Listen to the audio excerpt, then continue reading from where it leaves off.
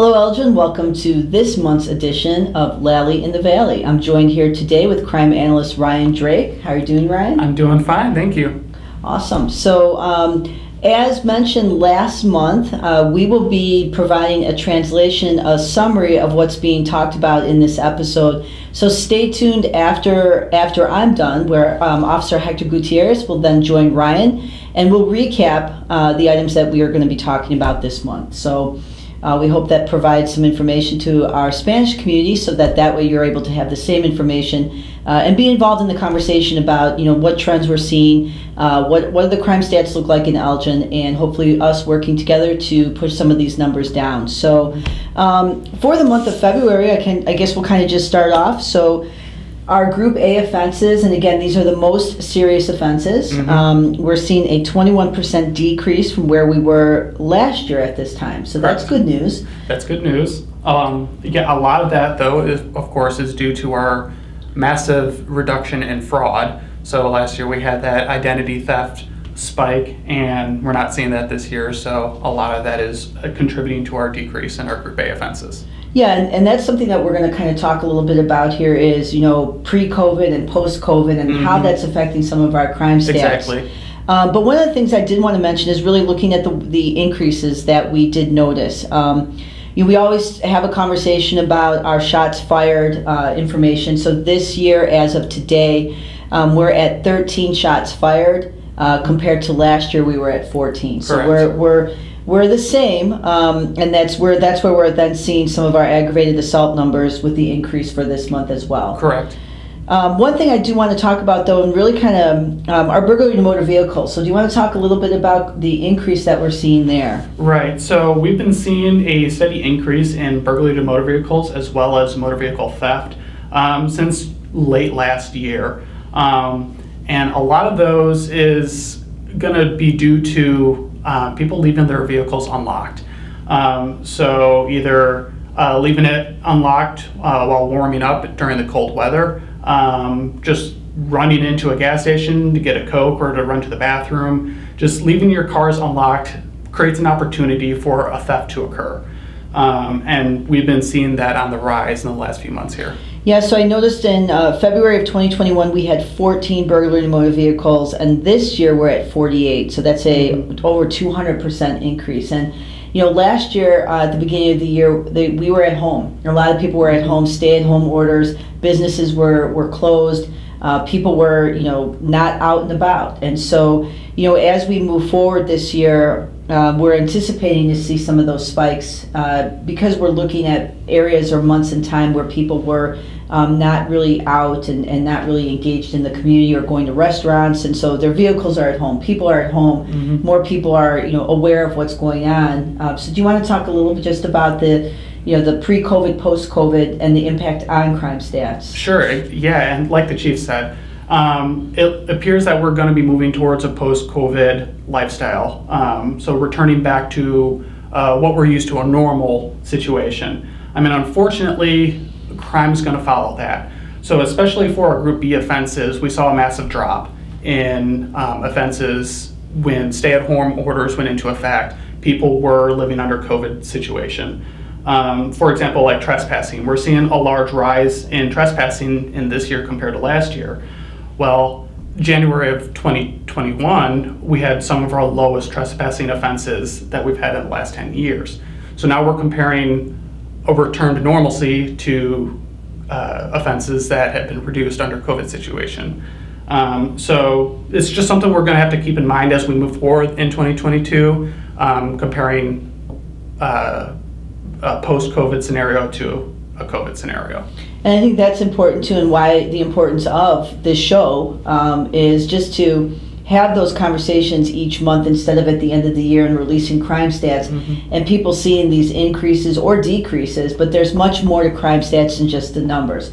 There's and COVID is a prime example of that, and it changes people's behaviors, or it changes how people are out in the community, or changing their lifestyle at home. And so sometimes those can have an impact on some of the crimes that we see. So looking at numbers is just one variable. So I think it's important that we continue to have these conversations, and Obviously, I want to say it was 2018 to 19, we did see an increase in our burglary to motor vehicles, which is why we started our campaign, if you like it, put it in your pocket.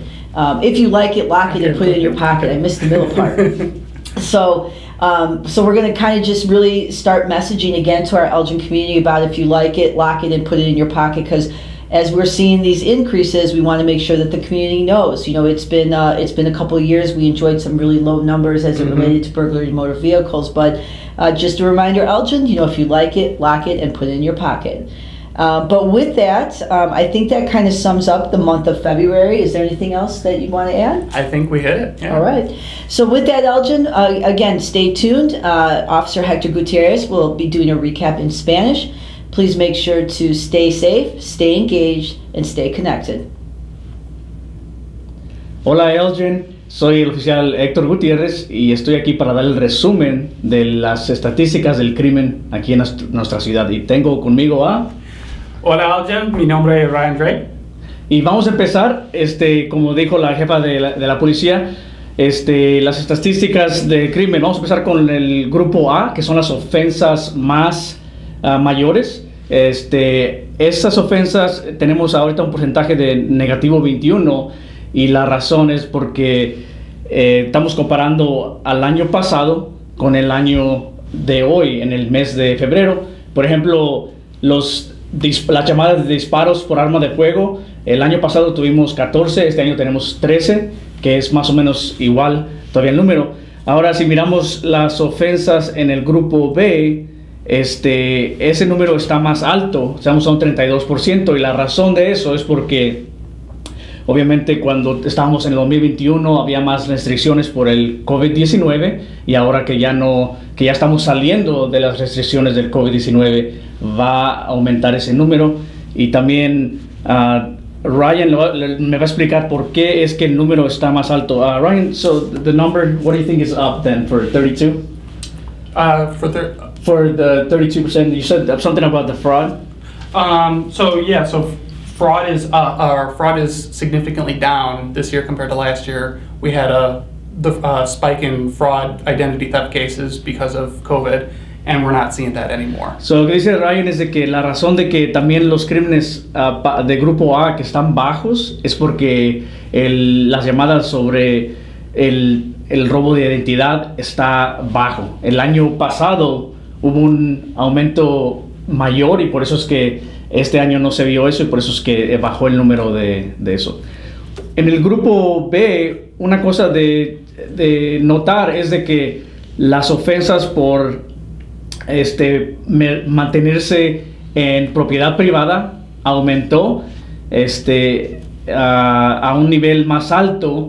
Es porque otra vez estamos comparando cuando la gente estaba en encierre en la casa por el COVID-19, y ahora en este año obviamente pues ya la gente empieza a salir, empieza a verse más actividad, y los crímenes del grupo B empiezan a subir. Pero vamos a comparar en lo que va del año, vamos a comparar los meses y con los meses anteriores del 2021. Una cosa que quiero mencionar también es de que los robos de carro o los robos de prendas de dentro de los carros sigue en aumento, y la razón es porque la gente va a la tienda a comprarse un refresco y deja el carro encendido y entra, y cuando sale le roban el carro. Otra de las razones que este número está subiendo es porque es un crimen de oportunidad. Cuando tú dejas el carro deslaqueado, las puertas deslaqueadas, la gente va y abre la puerta y empieza a sonsaquear el carro y robar las prendas que tienes ahí. Así es que otra vez queremos repetir de que si te gusta, tienes que laquearlo y poner la llave en tu bolsillo. Right, Ryan? So, if you like it, lock it and put it in your pocket. Como dice Ryan, él es el que mantiene las estadísticas del crimen, y él sabe lo que está pasando, y él como dice que si te gusta algo, si te gusta tu casa, si te gusta tu carro, laquealo, ¿ok? Manténlo seguro y pon la llave en tu bolsillo para que nos ayudes a bajar los números. Y eso es todo por el resumen de febrero, y los vemos en el siguiente segmento para el resumen de marzo. Anything else? I don't think so. Gracias.